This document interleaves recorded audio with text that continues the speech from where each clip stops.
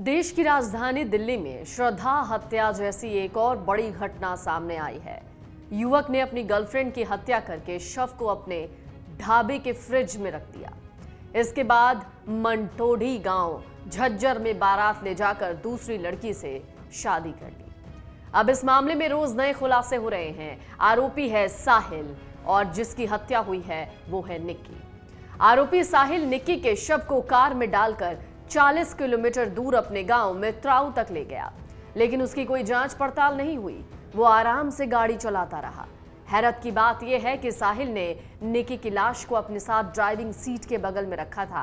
हालांकि हत्या में इस्तेमाल कार को पुलिस ने साहिल के घर से बरामद किया है। क्राइम ब्रांच ने साहिल से पूछताछ की तो उसने बताया कि उसे अपनी प्रेमिका की हत्या का कोई पछतावा नहीं है, लेकिन जब वो दूसरी लड़की के साथ फेरे ले रहा था तो उसे निक्की की याद आई।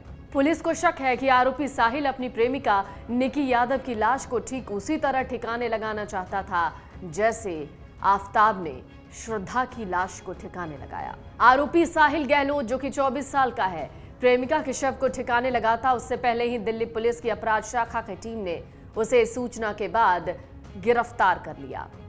मामले में युवती के परिजनों और बाकी किसी ने भी पुलिस में किसी तरह की शिकायत नहीं दर्ज कराई थी। साहिल और मृतक युवती निक्की यादव पिछले 2 सालों से सहमति संबंधों में थे।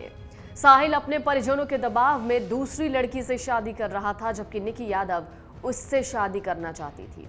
पुलिस की जांच में यह बात सामने आई है कि साहिल ने निक्की से प्यार वाली बात अपने घर वालों को नहीं बताई। दूसरी तरफ साहिल के परिजन उस पर दूसरी लड़की से शादी करने का प्रेशर बना रहे थे।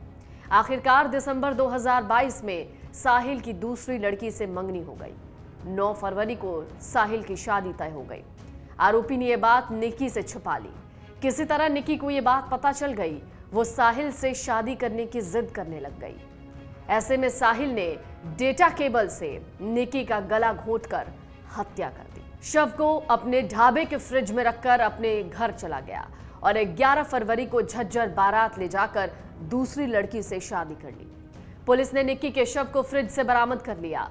पुलिस को साहिल ने कहा कि वो जनवरी 2018 में उत्तम नगर स्थित कोरियर पॉइंट कोचिंग सेंटर में एसएससी परीक्षाओं की कोचिंग लेने गया था। उसी समय झज्जर निवासी निक्की यादव उत्तम नगर स्थित आकाश इंस्टीट्यूट में मेडिकल एंट्रेंस एग्जाम की कोचिंग ले रही थी। ये दोनों एक ही बस में रोज साथ आते। इस वजह से दोनों की दोस्ती हो गई। दोस्ती प्यार में बदल गई। कोचिंग से पहले और बाद में मिलना जुलना शुरू हो गया। फरवरी 2018 में साहिल ने ग्रेटर नोएडा के गलगोटिया कॉलेज में डी फार्मा में दाखिला ले लिया। साहिल के ग्रेटर नोएडा में दाखिला लेने के बाद निक्की ने भी इसी कॉलेज से बीए अंग्रेजी ऑनर्स में दाखिला लिया। इसके बाद दोनों ने यही किराए के मकान में सहमति संबंध में रहना शुरू कर दिया, यानी लिव इन रिलेशनशिप में। दोनों मनाली, ऋषिकेश, हरिद्वार और देहरादून कई जगहों पर साथ घूमने गए थे। कोरोना काल में दोनों अपने अपने घर चले गए। कोरोना खत्म होने के बाद दोनों ने सेक्टर 23 द्वारका में फिर लिव इन में रहना चालू कर दिया। यहां से 8-10 महीने रहे। 4 महीने से निक्की उत्तम नगर में रह रही थी। साहिल गहलोत और निक्की काफी वक्त तक ग्रेटर नोएडा में एक दूसरे के साथ लिव इन रिलेशनशिप में थे।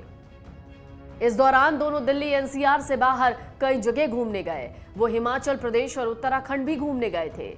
लेकिन जब कोरोना आया, लॉकडाउन लगा तो निक्की को अपने घर जाना पड़ा और साहिल को भी। लेकिन फिर जब वो वापस आए, द्वारिका के मकान में रहने लग गए। उसके बाद से सारी कहानी बदल गई। द्वारिका में करीब 1 साल तक दोनों साथ रहे। पिछले कुछ समय से निक्की यादव उत्तम नगर में ही थी। पुलिस आरोपी साहिल को गिरफ्तार करके उससे पूछताछ कर रही है। वहीं निक्की के पिता ने पुलिस से आरोपी को फांसी देने की मांग की है। सुनील है। निकिता को क्या लगता है? मैं उनका फादर हूँ। कैसे पता चला आप इसको?